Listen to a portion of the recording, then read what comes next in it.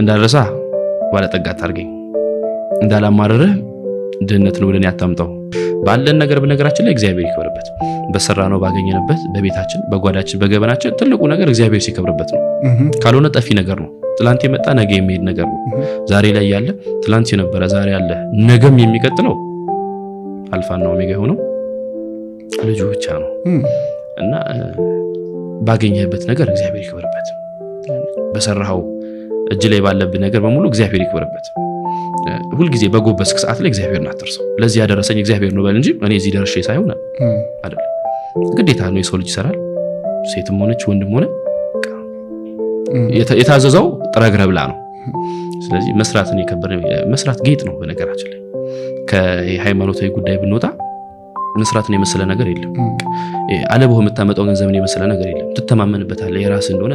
ይሄ ትኮራበታለህ